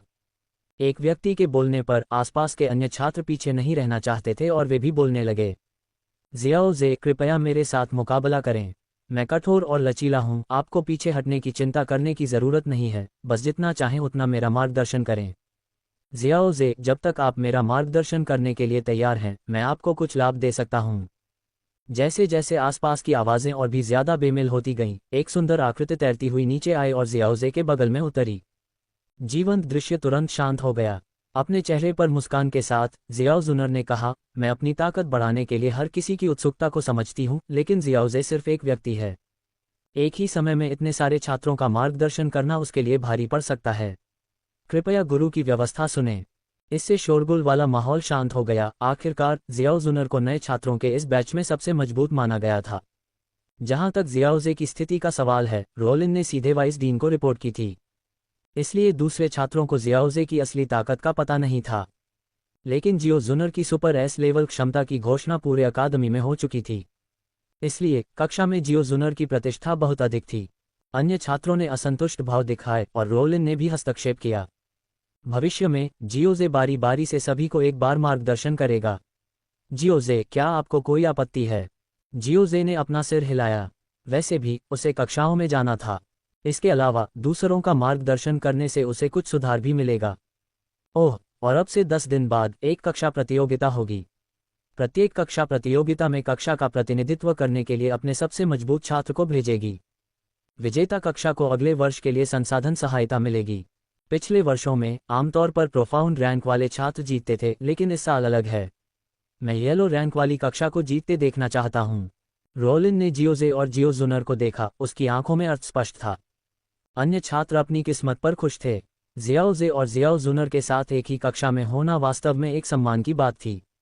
जुनर, क्या तुम्हारे पास कोई विचार है? जियाओजे ने जियाओ जुनर की ओर रुख किया। उसी वर्ष के नए छात्रों में युद्ध शक्ति के मामले में जियाओ जुनर मूल रूप से उसके अलावा सबसे मजबूत था। मैं जियाओजे की राय का पालन करूंगा। रोलिन ने अपनी आंखें घुमाईं। उन दोनों को एक दूसरे के साथ विनम्र होते देखकर उसे एक और इनाम फेंकना पड़ा। इस कक्षा प्रतियोगिता के विजेता को 5वीं कक्षा की गोली से पुरस्कृत किया जाएगा, जिसके बारे में कहा जाता है कि यह योग्यता में सुधार करती है। रोलिन, मैं प्रतियोगिता में हमारी कक्षा का प्रतिनिधित्व करने के लिए तैयार हूँ। मेरा कोई और इरादा नहीं है, मैं बस अपनी कक्षा को गौरव दिलाना चाहता हूँ। जियाओजे ने अचानक अपना हाथ उठाया। योग्यता में सुधार करने वाली इस तरह की 5वीं कक्षा की गोली बेहद कीमती थी। अगर इसे जियाओ जुनर पर इस्तेमाल किया जाए और फिर खुद को फीडबैक दिया जाए तो इसका असर निश्चित रूप से बहुत शक्तिशाली होगा। जियाओ जुनर की चालें अभी भी थोड़ी अनिश्चित थीं। अगर वह आगे बढ़ता तो वह निश्चित रूप से इस गोली को सुरक्षित कर लेता। इन नए लोगों से लड़ने वाले 4 सितारा डूशे, जो कि अधिकतम डूजे के स्तर के थे, को बस इसके बारे में सोचकर ही क्रूरता महसूस हुई। अन्य छात्रों ने तुरंत जयकार की और आनंदित हुए। अभी अभी जियाओजी के शिक्षण प्रदर्शन ने पहले से ही एक भयानक ताकत दिखाई थी जो उनके समान स्तर की नहीं थी। जियाओजी के कार्रवाई करने के साथ जीत लगभग निश्चित थी। फिर वे विजेता वर्ग की संसाधन सहायता का आनंद ले सकते थे। एक पल के लिए सभी की आंखें कृतज्ञता और प्रशंसा से भरी हुई जियाओजी की ओर मुड़ गईं। जहां तक जियाओजी ने पहले जो कहा था, उन्हें लगा कि वह मजाक कर रहा है। रोलिन ने जियाओजी को निर्दयता से घूरा। ठीक है, ब्रेक का समय खत्म हो गया है, स्पैरिंग जारी रखें। लाल बालों वाली लड़की ने इस अवसर को विशेष रूप से संजोया, क्योंकि अगली बार वह जियाओजी के साथ स्पैरिंग नहीं करेगी। अध्याय 47, गहरा समुद्री भ्रम, पानी और जहर का एकीकरण। कनान अकादमी, पीछे पहाड़। जियाओजे जमीन पर क्रॉस लेग बैठा था, उसकी सांस लंबी और गहरी थी, जबकि उसके शरीर के भीतर एक महत्वपूर्ण परिवर्तन हुआ। उसने अपनी मार्शल तकनीक को सफलतापूर्वक एक निम्न श्रेणी की पृथ्वी स्तरीय तकनीक, गहन समुद्र भ्रम तकनीक में बदल दिया था। इस तकनीक को चुनने का कारण यह था कि यह असीम समुद्र की तरह एक विशाल मात्रा में दुर्जय डूक्यूई क्षमता बनाने की क्षमता रखता था। साथ ही इसकी अमूर्त और अवास्तविक प्रकृति डूक्यूई के साथ शून्य पर कब्जा करने में सक्षम थी। उसके नियंत्रण में उसके शरीर के भीतर जहर की कठिनाइयां डूक्यूई के साथ विलीन हो गईं, और उसके हाथ की एक कोमल लहर के साथ डूक्यूई का एक कतरा ईथर के धुएं की तरह जियाओजे से कई मीटर दूर एक पत्थर पर बह गया। एक पल में पत्थर पहचान से परे जंग खा गया। सफलता, मैं पूरी तरह से डूक्यूई को जहर की शक्ति के साथ एकीकृत कर सकता हूँ। और बिना भौतिक रूप के ये नग्न आंखों के लिए अगोचर है, जो लड़ाई में एक महत्वपूर्ण लाभ प्रदान करता है। चून की कक्षा प्रतियोगिता शुरू होने वाली है, तो आइए इन नए लोगों का उपयोग करके इसे आजमाएं। जियाओजे खड़ा हुआ और प्रतियोगिता स्थल की ओर बढ़ गया। कक्षा प्रतियोगिता नए छात्रों के लिए पहली बड़ी घटना थी, जिसने बहुत ध्यान आकर्षित किया, यहाँ तक कि कुछ वरिष्ठ भी देखने आए। आखिरकार अपनी कक्षाओं का प्रतिनिधित्व करने वाले लोग अपनी अपनी कक्षाओं में सबसे मजबूत थे। इसका मतलब था कि वे भविष्य के अंतर अकादमी चयनों में मजबूत दावेदार होने की संभावना रखते थे। इसलिए उन्होंने बहुत ध्यान आकर्षित किया। जियाओजे उस क्षेत्र में पहुंची जहां कक्षा प्रतियोगिता आयोजित की जा रही थी। जब उसने जियाओजे को देखा तो रोलिन ने राहत की सांस ली। हालांकि जियाओजे आमतौर पर अनुपस्थित रहता था, लेकिन जब जरूरत होती थी तो वह विश्वसनीय होता था। आज हमने अच्छी शुरुआत की है। आप प्रतिस्पर्धा करने वाले पहले व्यक्ति होंगे और आपका प्रतिद्वंद्वी जुबान रैंक 3rd क्लास से बेली है। रोलिन ने बेली की जानकारी जियाओजी को दी। उसके बाद रेफरी की आवाज़ सुनाई दी। जुबान रैंक थर्ड क्लास से बेली, बनाम येलो रैंक सेकंड क्लास से जियाओजे। जियाओजे ने मंच पर कदम रखा और अपने प्रतिद्वंद्वी की ओर देखा। एक 4 सितारा डू योद्धा। लगता है कि उसे थोड़ी देर बाद रुकना होगा, कहीं वह गलती से उसे मार न दे। हन्फ, तुम वही रहस्यमय छात्र हो जिसके बारे में हर कोई बात कर रहा है, जियाओजी। बेली इत्मीनान से मंच पर आया, एक चांदी सफ़ेद लंबा भाला पकड़े हुए, एक सफ़ेद लबादा पहने हुए, विशेष रूप से सुंदर दिख रहा था। अगर कोई और जियाओजी नहीं है तो वह मैं हूँ। मुझे देखने दो कि तुम वास्तव में कितने रहस्यमय हो। जैसे ही रेफरी ने कहा शुरू करो, बेली अपने भाले के साथ आगे बढ़ा। पहले ठंड का एहसास हुआ, उसके बाद भाला एक ड्रैगन की तरह आगे बढ़ा। ये कहना होगा, इस भाले की तकनीक ने वास्तव में काफ़ी प्रशिक्षण लिया था। भाले की नोक पर चमकीली पीली रोशनी चमकी और बेली ने जियाओजी को स्थिर खड़ा देखकर थोड़ा असहज महसूस किया। अचानक जियाओजी के कदमों ने उसके दिल की धड़कनें बढ़ा दीं। उसकी दृष्टि धुंधली हो गई और यहाँ तक कि दोहरी दृष्टि भी दिखाई देने लगी। एक जियाओजी एक पल में 3 में बदल गया। जिस लंबे भाले को उसने आत्मविश्वास से आगे बढ़ाया था, वह भी कुछ टेढ़ा और मुड़ा हुआ हो गया। जियाओजी ने भाले को आसानी से पकड़ लिया और थोड़ी सी मेहनत के साथ चांदी सफ़ेद लंबे भाले को छीन लिया। एक झटका, धमाका। जब सभी ने बेली को मंच से गिरते देखा तो उनके मन में भ्रम की भावना भर गई। क्या ये एक तय मैच है? क्या ये बहुत नकली नहीं है? इसमें कोई दिखावा नहीं है? आधे रास्ते में अचानक ऐसा लगा जैसे वह किसी मतिभ्रम के प्रभाव में था। उसके कदम तैर रहे थे और उसकी चालें टेढ़ी मेढ़ी थीं। यहाँ तक कि अधेड़ रेफरी भी दंग रह गया। जब तक जियोजी ने उसकी ओर नहीं देखा तब तक अधेड़ रेफरी ने जल्दी से घोषणा नहीं की। विजेता येलो रैंक सेकंड क्लास से जियोजे। जियोजे ने लापरवाही से लंबे भाले को एक तरफ फेंक दिया, सीधे बेली के आसपास। उसने एकीकृत जल और जहर विशेषता डू क्यूई का उपयोग करने की कोशिश की और प्रभाव असाधारण था। लेकिन क्योंकि यह अकादमी के भीतर एक मैच था, इसलिए जियोजे ने पूरी ताकत नहीं लगाई। उसने बेहोशी लाने के लिए प्रभाव को बढ़ा दिया। परफेक्ट एरेडिकेशन पॉइजन बॉडी शरीर की जहर शक्ति को नियंत्रित कर सकती है और किसी भी प्रभाव को बढ़ाना तात्कालिक था। शुरू में दर्शकों ने सोचा कि यह एक भयंकर लड़ाई होगी, लेकिन यह एक बहुत ही हास्यास्पद मैच निकला। बेली के सहपाठी उसका मजाक उड़ाए बिना नहीं रह सके। तुमने कहा था कि हमारा वर्ग सबसे मजबूत था, लेकिन बाहरी व्यक्ति का सामना करने पर तुम नर्म झींगा में बदल गए। ये सही है, इतना दिखावा क्यों? तुम्हारे कदम ऐसे चल रहे थे जैसे तुम नशे में हो, लगा कि तुम पूरी रात लड़ रहे हो। उसके कुछ करने से पहले ही तुम मंच से गिर गए। वाकई हमारी कक्षा को शर्मिंदा कर दिया। व्यंग्यात्मक टिप्पणियां बेली के कानों में गूंजती रहीं, जिससे वह इतना क्रोधित हो गया कि वह अचानक खड़ा हो गया और कक्षा में अपने सहपाठियों की ओर लंबा भाला तान दिया। कौन एक और शब्द कहने की हिम्मत करता है? देखते हैं कि मेरा भाला ज्यादा तेज है या तुम्हारे मुंह ज्यादा सख्त हैं। क्लास मेंटर बेली के व्यवहार को देखकर भौहें सिकुड़ने और फटकार लगाने से खुद को नहीं रोक सका। तुम क्या कर रहे हो? तुम मैच हार गए और अब तुम अपने सहपाठियों की ओर भाला तान रहे हो। हारना डरावना नहीं है, हार स्वीकार न कर पाना। ये कहने के बाद गुरु निराश होकर चले गए। शुरू में उन्हें लगा कि उनकी कक्षा में सबसे प्रतिभाशाली छात्र उनके पास है, लेकिन अब यह थोड़ा निराशाजनक लग रहा था। नए छात्रों के मूल्यांकन ने कुछ बड़ों की भी रुचि को आकर्षित किया, जिन्होंने देखने के लिए समय निकाला। अप्रत्याशित रूप से पहले मैच में ये वह छोटा लड़का था जिसके बारे में वे अंतहीन बहस कर रहे थे। आम गुरु शायद इसे न देख पाएं, लेकिन इन बूढ़े लोगों की नज़र पैनी थी। वे देख सकते थे कि यह मैच फिक्स नहीं था, ये ताकत में विशाल अंतर का वास्तविक प्रदर्शन था। एक बूढ़े व्यक्ति ने कठोर चेहरे के साथ अपनी दाढ़ी को सहलाया और कुछ हद तक अप्रिय मुस्कान दिखाई। ऐसा अनोखा डू क्यूई गुण जो नंगी आंखों से दिखाई नहीं देता, अमूर्त और मतिभ्रम पैदा करने वाला प्रभाव रखता है। ऐसा लगता है कि इस वर्ग प्रतियोगिता में उसकी असली ताकत को बाहर निकालने का कोई तरीका नहीं है। मुझे उसकी असली लड़ाकू शक्ति में काफ़ी दिलचस्पी थी, लेकिन अब ऐसा लगता है कि हमें उस मैच के आने तक इंतजार करना होगा। खुद से बड़बड़ाने के बाद बूढ़ा व्यक्ति मुड़ा और चला गया। अगर अकादमी से परिचित कोई व्यक्ति मौजूद होता तो वे निश्चित रूप से पहचान लेते कि बूढ़ा व्यक्ति किस दिशा में जा रहा था। कानून प्रवर्तन दल का मुख्यालय। कक्षा निवास में लौटते हुए जियाओजी का कई सहपाठियों की प्रशंसा भरी निगाहों से स्वागत किया गया। तुम कमाल हो, जियाओजी, अपने प्रतिद्वंद्वी को सिर्फ एक वार से हरा दिया। जुबान रैंक थर्ड क्लास का वह लड़का पहले तो बहुत घमंडी था, लेकिन जब वह मंच से गिरा तो बहुत निराश लग रहा था। जियाओजी ने अपने सहपाठियों की प्रशंसा पर मुस्कुराते हुए जवाब दिया और मेंटर रोलिन के पास गया। रोलिन अचानक बोल पड़ा, क्या ये कोई नई मार्शल तकनीक है जिसमें तुमने महारत हासिल की है? बिल्कुल मार्शल तकनीक नहीं, बस एक नई क्षमता है जिसे मैं आजमा रहा हूँ। जवाब देने से पहले जियाओजी ने एक पल सोचा। ये वास्तव में कोई मार्शल तकनीक नहीं थी, यह उसके लिए एक अनोखी क्षमता होनी चाहिए। आखिरकार डूक्यूई महाद्वीप पर कोई और ऐसा नहीं था जिसके पास परफेक्ट एरेडिकेशन पॉइजन बॉडी थी। कोशिश कर रहा हूँ। तुम सच में मुझे आश्चर्यचकित करते रहते हो, लेकिन हाँ, इस स्तर की प्रतिस्पर्धा के लिए तुम्हें अपनी पूरी ताकत लगानी नहीं चाहिए। रोलिन ने आह भरी। वह जानती थी कि आज जैसे दृश्य आने वाले मैचों में और भी आम हो जाएंगे। लोगों को एहसास होगा कि ऐसा नहीं था कि जियाओजे के विरोधी अक्षम थे, बल्कि जियाओजे खुद खास थे। निश्चित रूप से बाद के मैचों में लोग ये देखकर आश्चर्यचकित थे कि जियाओजे के सभी विरोधी पहले मैच में बेली की तरह थे। शुरुआत में भयंकर और साहसी, लेकिन बीच में गति खोते हुए अंततः जियाओजे ने एक ही वार में उसे हरा दिया। अंतिम मैच तक कोई भी प्रतिद्वंद्वी जियाओजे को दूसरा कदम उठाने के लिए मजबूर नहीं कर सका। ड्रामा। इस यात्रा के दौरान दर्शक कुछ हद तक सुन्न हो गए। जैसे कि जब भी जियाओजे का कोई मैच होता था तो यह मान लिया जाता था कि जियाओजे जीत जाएगा।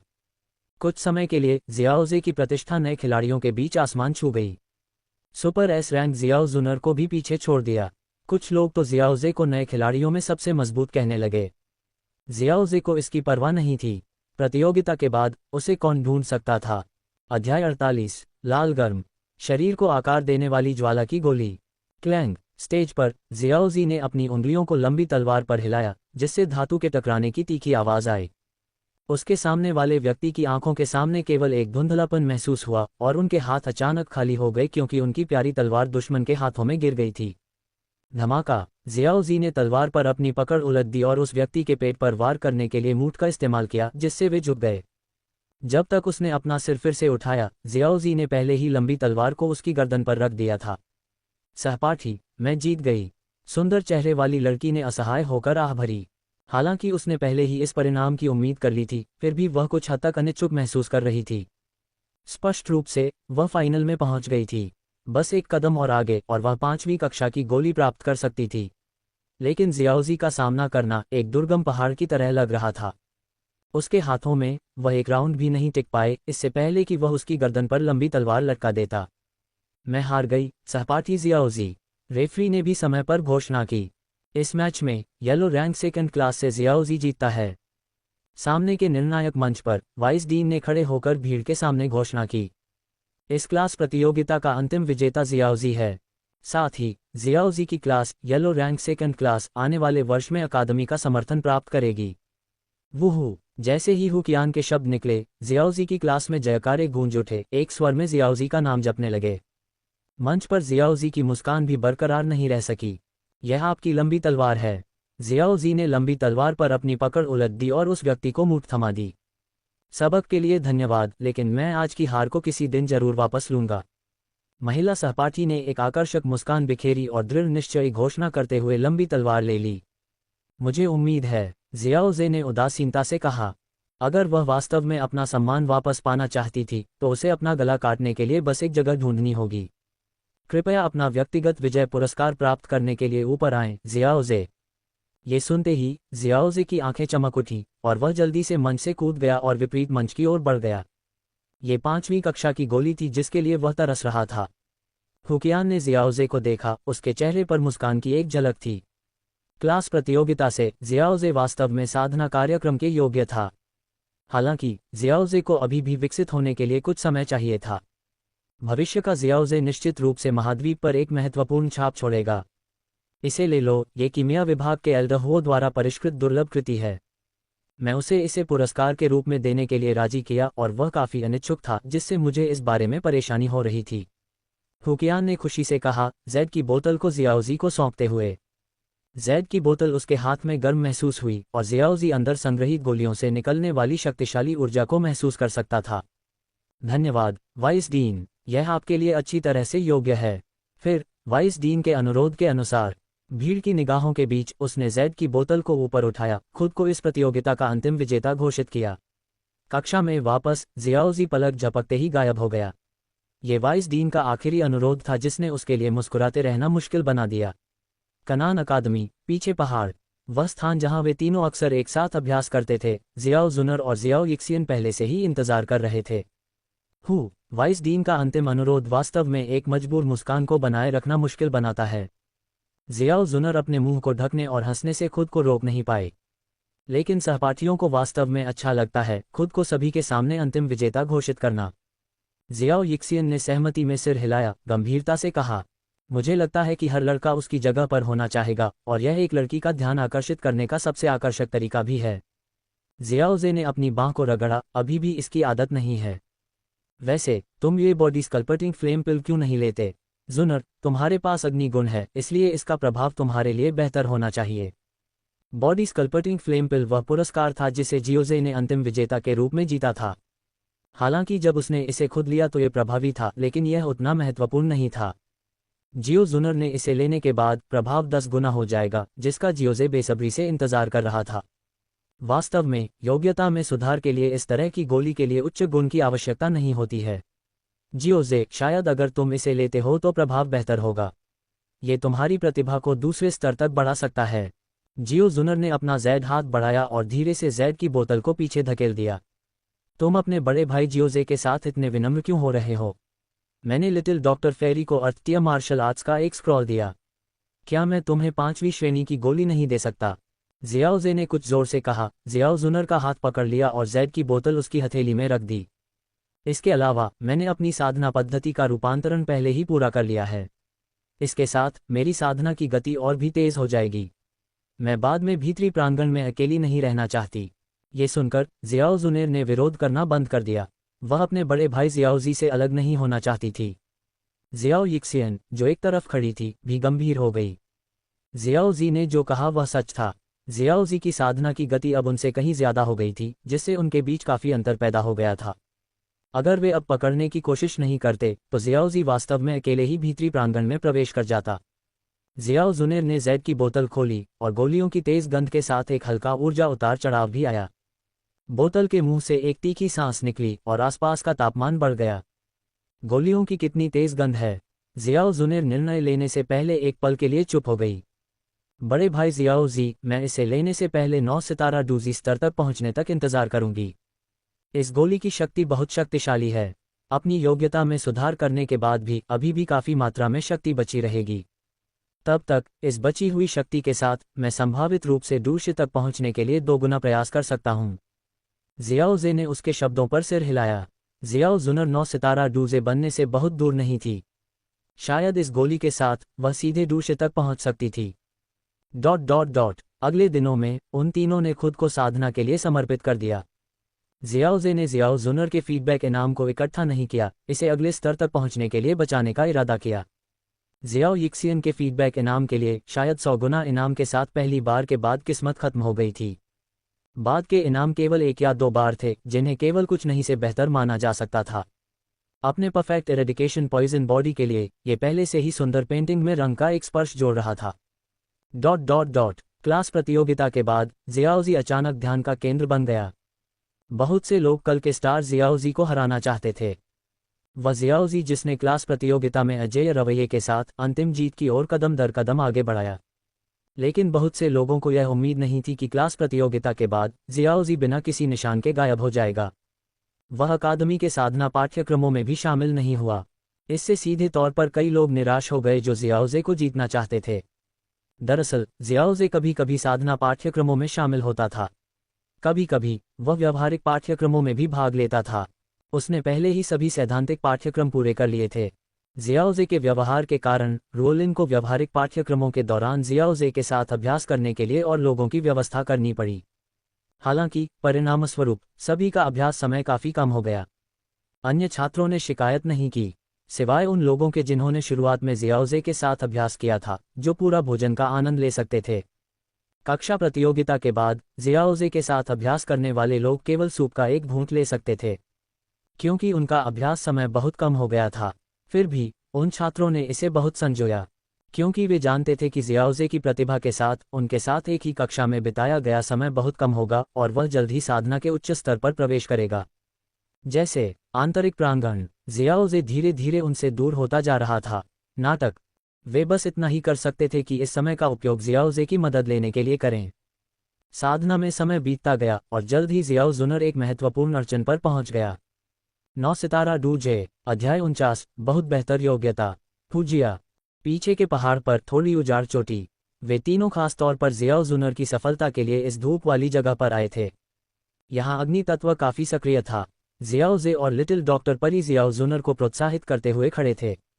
जियाओ जुनर ने जैद की बोतल खोली और एक ज्वलंत लाल गोली निकाली। दवा की एक तेज गंध चारों ओर फैल गई और गोली के चारों ओर हल्की लाल ऊर्जा की लहरें बन गईं। 5वीं कक्षा की गोली की गरिमा को प्रकट करते हुए जियाओ जुनर ने जियाओजे की ओर देखा, जिसने मुस्कुराकर सिर हिलाया। फिर उसने धीरे से अपना मुंह खोला और ज्वलंत लाल गोली निगल ली। उसने तुरंत अपनी आंखें बंद कर लीं और उसे परिष्कृत करने पर ध्यान केंद्रित करना शुरू कर दिया। 5वीं श्रेणी की गोली की औषधीय शक्ति असाधारण थी। योग्यता को बेहतर बनाने पर केंद्रित एक गोली भी किसी की साधना को दूसरे स्तर तक बढ़ा सकती है।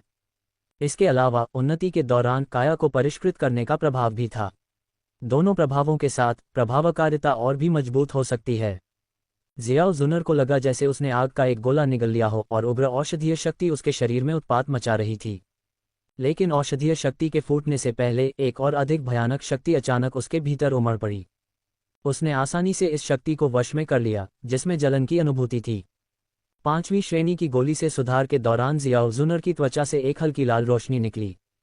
उसी समय जियाओजे ने आसपास की ऊर्जा में बदलावों को तीव्रता से महसूस किया। ये धीरे धीरे जियाओ जुनर की ओर अभिसरित होने लगी। क्या वह आगे बढ़ने वाली है? लाल रोशनी धीरे धीरे मंद हो गई और उसकी जगह एक बेहद गरिमापूर्ण सुनहरी रोशनी ने ले ली। साथ में जियाओ जुनर की गोरी त्वचा से निकलने वाली सुनहरी रोशनी भी थी। स्वर्ग और पृथ्वी की ऊर्जा उसकी ओर खींची हुई लग रही थी। यह पागलपन की हद तक एकाग्र होने लगा, जिससे जियाओ जुनर के शरीर के चारों ओर एक फीकी ऊर्जा भंवर बन गई। जुनर को इससे बाहर निकलने में सक्षम होना चाहिए। लिटिल डॉक्टर फेरी ने कुछ चिंता के साथ कहा।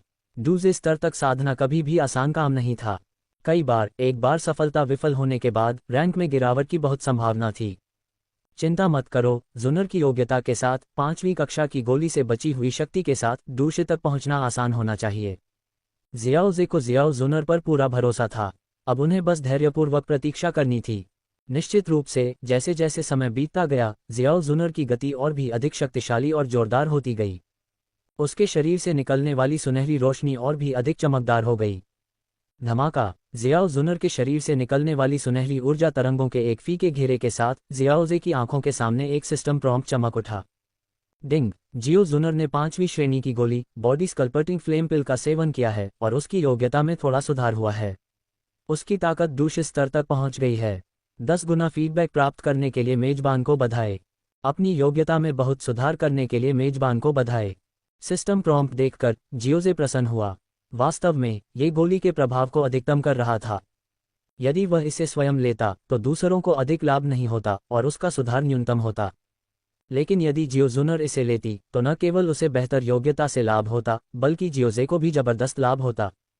जियोजे ने अस्थायी रूप से पुरस्कार को अलग रख दिया और इसे लेने के लिए जल्दबाजी नहीं की। वह कुछ दिन पहले ही 6 सितारा डूश स्तर तक पहुंच गया था। यदि वह कुछ और दिन जमा करता तो वह अपने द्वारा बचाए गए सभी पुरस्कारों का दावा कर सकता था और संभवतः सीधे 7 सितारा डूश स्तर तक पहुंच सकता था। इस तरह वह डूश स्तर के भीतर एक उच्च स्तर पर पहुंच गया होगा।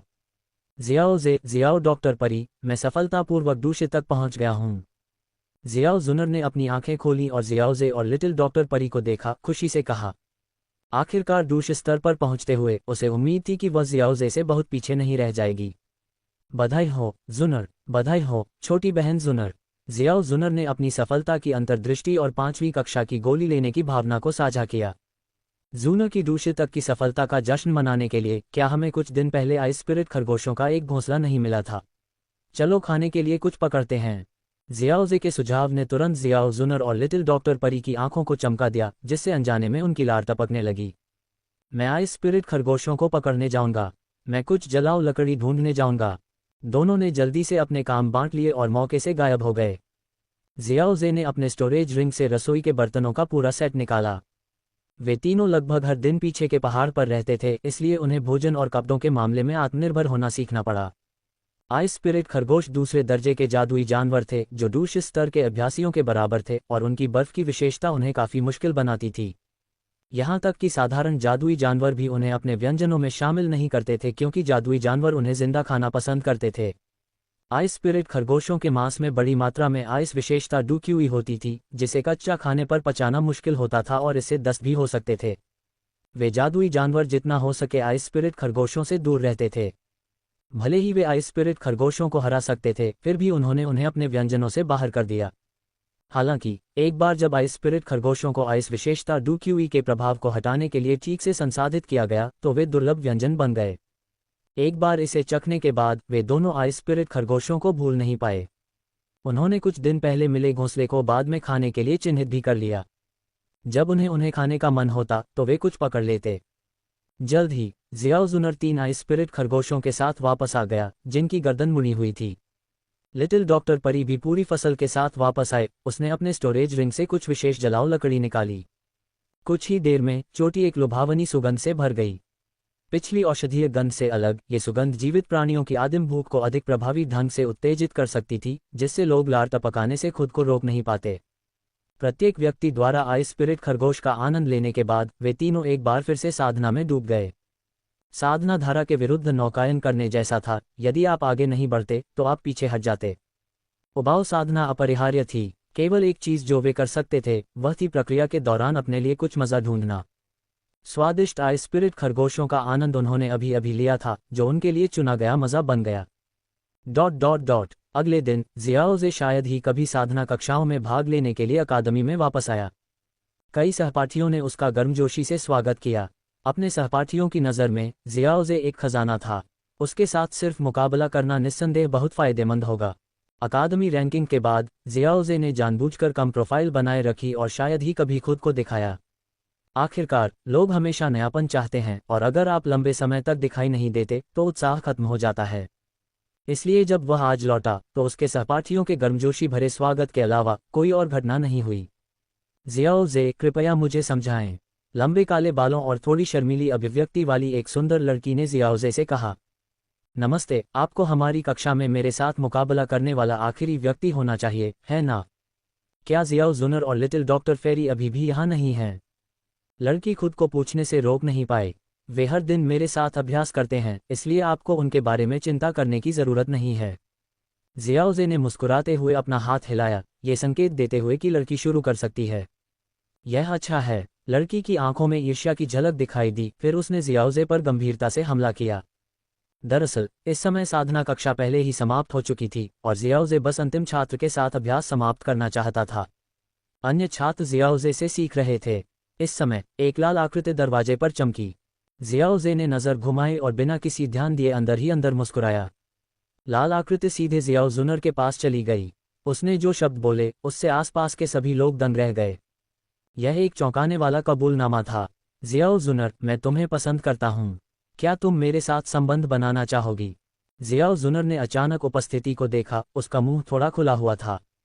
उसके दिल में केवल आश्चर्य था, क्योंकि उसके सामने की आकृति एक बहुत ही सुंदर लड़की थी। लड़की ने लाल पोशाक पहनी हुई थी और उसके मुंह में एक चमकीले रंग का फूल था। उसके दांतों से निकले कबूलनामे ने जियाओ जुनर को कुछ हद तक अचंभित कर दिया। अध्याय 50, हू जिया को प्रोत्साहित करना। जानवरों के शिकार की प्रतियोगिता। प्रशिक्षण कक्ष के अंदर हू जिया के शब्दों के कारण सभी चुप हो गए। उनकी निगाहें हू जिया और जियाओ जुनर के बीच घूमती रहीं। कुछ लड़कियों ने तो ये भी कल्पना करना शुरू कर दिया कि अगर हू जिया और जियाओ जुनर एक साथ होते तो कैसा होता। दो समान रूप से आकर्षक सुंदरियां एक साथ निश्चित रूप से देखने लायक होतीं। जियाओ जी ने काले बालों वाली लड़की के सिर पर तेजी से वार किया, जिससे वह दर्द से चिल्ला उठी। यहाँ तक कि मुकाबले में भी हम यथासंभव युद्ध का अनुकरण करते हैं और ध्यान केंद्रित रखते हैं। अभ्यास में भी विचलित होना खतरनाक है। हाँ जियाओ जी, काले बालों वाली लड़की ने तुरंत जवाब दिया, लेकिन एक पल के लिए झिझकते हुए उसने कहा, जियाओ जी, क्या तुम जियाओ जुनर की स्थिति की जांच नहीं करने जा रही हो? यह एक छोटी सी बात है और जुनर इसे खुद संभाल सकती है। जियाओ जे ने उत्सुकता से लड़की की ओर देखा, अपनी भौं को थोड़ा सिकोड़ा, फिर तेजी से उसके कमजोर स्थान पर हथेली से वार किया। लड़की ने जल्दी से अपनी बाहें पार की, अपनी छाती की रक्षा की। धमाका। काले बालों वाली लड़की लड़खड़ाती हुई पीछे हटी, अपनी छाती को रगड़ने से खुद को रोक नहीं पाए। उसे उम्मीद नहीं थी कि इस तरह के एक साधारण हथेली के वार का इतना असर होगा। आंखों में आंसू भर आए, उसने शर्मिंदगी और गुस्से के मिश्रण के साथ जियाओ जे को देखा। अभी अभी मेरे हथेली के वार की गति पहले की तुलना में बहुत धीमी थी। अगर तुम विचलित नहीं होती तो तुम इसे आसानी से चकमा दे सकती थी, बजाय इसके कि तुम इसका सामना करने का विकल्प चुनती। जियाओ जे ने लड़की की आंखों में आंसू को नजरअंदाज किया और शांति से समझाया। अकादमी के बाहर लड़ाई इतनी शांतिपूर्ण और शांत नहीं होती। दुश्मन अक्सर चरम उपायों का सहारा लेते हैं। एक लड़की के रूप में तुम्हें अधिक सतर्क रहने की जरूरत है, क्योंकि दुश्मन इसके कारण तुम्हें निशाना बना सकते हैं। तुम्हें युद्ध में आंसू बहाने और दया की भीख मांगने के बजाय अधिक सतर्क और अनुकूलनशील होने की आवश्यकता है। काले बालों वाली लड़की ने जियाओजी की बातें सुनकर अपने होंठ काटे, अपने आंसू पोंछे और एक बार फिर जियाओजी पर हमला किया। इस तरफ लड़ाई बहुत तेज थी, दूसरी तरफ दो शानदार सुंदरियों के बीच का घटनाक्रम भी काफी ध्यान आकर्षित कर रहा था। इससे कुछ अन्य छात्र झिझक रहे थे, उन्हें समझ नहीं आ रहा था कि किस तरफ ध्यान दिया जाए। कुछ ने जियाओजी की लड़ाई पर ध्यान केंद्रित करना चुना, क्योंकि यह संभवतः कक्षा में उसका अंतिम मैच हो सकता था। लेकिन ज्यादातर छात्रों ने दो खूबसूरत लड़कियों के बीच के बाद के घटनाक्रम पर ध्यान देना चुना। क्या इससे कोई असाधारण जोड़ी बनेगी, या उनमें से कोई एक दूसरे को ठंडे मन से नकार देगी? इन सवालों ने ज्यादातर छात्रों को बहुत ज्यादा परेशान किया। कुछ पल के सदमे के बाद जियाओ जुनर ने अपना संयम वापस पाया और हल्के से मुस्कुराए। हम पहले कभी नहीं मिले हैं, है न? क्या मैं पूछ सकता हूं कि आप कौन हैं? मैं हुजिया हूं, इस साल की नई छात्रा भी। हुजिया ने फूल को चबाना जारी रखा, अस्पष्ट रूप से बोली। वास्तव में हुजिया के दादा ने उसे इस साल दाखिला दिलाने की योजना नहीं बनाई थी। उसकी प्रतिभा और बाहरी प्रांगण के उपदीन के रूप में उसके दादा की प्रभावशाली पृष्ठभूमि के कारण हुजिया ने कनान अकादमी के लोगों का कुछ ध्यान आकर्षित किया था। एक छोटे से समूह में उसके भविष्य की क्षमता के बारे में भी अफवाहें थीं। उसे एक छोटी जादूगरनी कहा जाता था। हुजिया के दादा बाहरी प्रांगण के उपदीन होने के कारण उसे कनान अकादमी में स्वतंत्र रूप से घूमने की अनुमति थी। कक्षा रैंकिंग के दौरान छोटी जादूगरनी हुजिया की अप्रत्याशित रूप से जियाओ जुनर से मुलाकात हुई और वह तुरंत ही उस पर मोहित हो गई। पहली नज़र में ही उसे प्यार हो गया। जियाओ जुनर के करीब आने के लिए हुजिया ने अपने दादा से इस साल उसे दाखिला दिलाने की अनुमति देने के लिए कहा। अंततः उसके दादा हुकियान उसकी जिद सहन नहीं कर सके और उन्होंने उसे इस वर्ष दाखिला लेने की अनुमति दे दी। वास्तव में इसने किसी भी नियम का उल्लंघन नहीं किया, क्योंकि हुजिया की ताकत कनान अकादमी के प्रवेश मानदंडों को पूरा करती थी। वार्षिक नामांकन तिथियों के अलावा कुछ लोग अपने बच्चों को कनान अकादमी में भेजने के लिए बहुत आगे तक जाते थे। जब तक वे आवश्यकताओं को पूरा करते, कनान अकादमी उन्हें प्रवेश देती। जियाओ जुनर ने हुजिया की पृष्ठभूमि पर ध्यान से विचार किया और महसूस किया कि उसके पास उसके बारे में कोई जानकारी नहीं थी, क्योंकि छोटी जादूगरनी की उपाधि केवल एक छोटे से दायरे में फैली हुई थी। इसके अलावा जब से जियाओ जुनर ने दाखिला लिया था, शुरुआती अवधि के अलावा वह ज्यादातर जियाओजी के साथ पीछे के पहाड़ पर अभ्यास कर रही थी, शायद ही कभी उसी वर्ष के छात्रों के साथ बातचीत करती थी। हुजिया सहपाठी, इस बात को अलग रखते हुए कि मुझे लड़कियां पसंद हैं या नहीं और हम साथ में कितना समय बिताते हैं, इस पर विचार न करते हुए मैं तुमसे बस एक सवाल पूछना चाहती हूँ। जियाओ जुनर ने अपनी ठोड़ी की ओर इशारा किया। उसके होठों पर एक शरारती मुस्कान खेल रही थी। इस समय हुजिया को सवाल की गंभीरता का पूरा एहसास नहीं था और उसने जल्दी से कहा, जुनर, बस पूछो। महाद्वीप ताकत को सबसे ज्यादा महत्व देता है। क्या तुम किसी ऐसे व्यक्ति के साथ रहना पसंद करोगी जिसकी ताकत तुमसे कम है? जियाओ जुनर ने कहा। उसने अपना हाथ उनके बीच फैलाया, जिससे दूसरों का नजरिया अवरुद्ध हो गया। उसकी हथेली में डुक्यूई की एक हल्की परत इकट्ठी हो गई। हुजिया की आंखें चौड़ी हो गईं, क्योंकि उसे सवाल का महत्व समझ में आ गया। कनान अकादमी में पली बड़ी होने के कारण उसका नजरिया व्यापक था। बेशक उसने इसे डू मास्टर की निशानी के रूप में पहचाना। डुक्यूई संक्षेपण। उसकी उम्र में जियाओ जुनर जैसे किसी व्यक्ति को देखना जो लगभग उसकी उम्र का था, पहले से ही डू मास्टर था, आश्चर्यजनक था। उसका मुंह खुला रह गया और उसके दांतों के बीच का फूल भी किसी का ध्यान नहीं गया। एक पल की स्तब्ध चुप्पी के बाद हुजिया अचानक चुप हो गई। खुद को जियाओ जुनर की जगह रखकर अगर कोई लड़का उसका पीछा करता और उसकी ताकत उससे कम होती, हुजिया निश्चित रूप से उसे निर्णायक रूप से अस्वीकार कर देती और शायद उसे अच्छी तरह पीट भी देती। मैं समझती हूँ। मैं तुम्हें पकड़ने के लिए कड़ी मेहनत करूंगी। जुनर, मेरा इंतजार करो। हुजिया मुड़ी और प्रशिक्षण कक्ष से बाहर भाग गई। जियाओ जुनर ने गिरे हुए फूल को उठाया और उसे अपने स्थानिक वलय में डाल दिया। ये काफी दुर्लभ फूल था। अब उसे आखिरकार साधना में तेजी से आगे बढ़ने की खुशी समझ में आ गई। हालांकि जियाओजे का अनुसरण करना इस खुशी को पूरी तरह से ढक देता है। हालांकि उसकी प्रतिभा भी उत्कृष्ट थी, लेकिन वह इस तरह की खुशी का अनुभव नहीं कर सकती थी। बेशक जियाओ जुनर के पास अन्य विचार थे। इस कारण का उपयोग करके मना करने पर वह हुजिया की लगातार खोज को प्रभावी ढंग से समाप्त कर सकती थी। यदि उसने पहले बताए गए कारणों का उपयोग किया तो यह संभवतः निरंतर परेशानी का कारण बनेगा। महिलाओं में रुचि नहीं है। हुजिया जियाओ जुनर के मन को बदलने के तरीके खोजेगी और इसके बारे में सोचना परेशान करने वाला था। साथ में बिताया गया छोटा समय हुजिया के लिए ये बिल्कुल भी समस्या नहीं होगी, वह हर दिन जियाओ जुनर से चिपकी रह सकती है। लेकिन अगर जियाओ जुनर ने अंतराल का उपयोग किया साधना में मना करने का एक कारण, वह न केवल हुजिया के निरंतर उत्पीड़न को समाप्त कर सकती थी, बल्कि वह हुजिया को और भी कठिन अभ्यास करने के लिए प्रेरित भी कर सकती थी। जियो जुनर को लगा कि उसने स्थिति को काफी अच्छी तरह से संभाला है। क्या हुजिया वास्तव में उसके साधना स्तर को पकड़ सकता है? यह विचार जियो जुनर के दिमाग में आया और वह अंदर ही अंदर हंसने से खुद को रोक नहीं पाए। जियो जी ने एक बार फिर काले बालों वाली लड़की की छाती पर हथेली से वार किया। इस बार उसने इसे सीधे लेने का विकल्प नहीं चुना, बल्कि पहले से ही चकमा दे दिया, तुरंत जवाबी हमला किया। जियो जी ने आसानी से इसे हल कर लिया और काले बालों वाली लड़की को लड़खड़ाते हुए वापस भेज दिया। ठीक है, आज की लड़ाई यहीं समाप्त होती है। काले बालों वाली लड़की थोड़ी असंतुष्ट महसूस कर रही थी, लेकिन उसने ईमानदारी से जियोजी को धन्यवाद दिया। आपके मार्गदर्शन के लिए धन्यवाद जियाओजे। जियाओजे ने अपना हाथ हिलाया, ये संकेत देते हुए कि उसे विनम्र होने की जरूरत नहीं है। जियाओ जुनर और लिटिल डॉक्टर परी पहले से ही किनारे पर इंतजार कर रहे थे, जबकि अन्य छात्र जियाओजे और अन्य लोगों को जाते हुए देख रहे थे। लड़ाई के दौरान जियाओजे ने यह भी देखा कि जियाओ जुनर ने स्थिति को कैसे संभाला। मना करने के लिए इस कारण का उपयोग करना उसके लिए काफी दिलचस्प था। जैसे ही वे थोड़ी दूर चले गए, प्रशिक्षक रोलिन ने उन्हें पकड़ लिया। एक पल रुको, तुम तीनों। चूंकि तुम आज कक्षा में आए हो, इसलिए मैं तुम्हें जानवर शिकार प्रतियोगिता के बारे में बताता हूँ। प्रशिक्षक रोलिन ने उन तीनों को देखते हुए रुककर अपनी आवाज में असहायता का संकेत दिया। तो मुझे बाद में तुम्हारे पीछे नहीं भागना पड़ेगा। जियाओजे रुक गया, कुछ हैरान। जानवर शिकार प्रतियोगिता,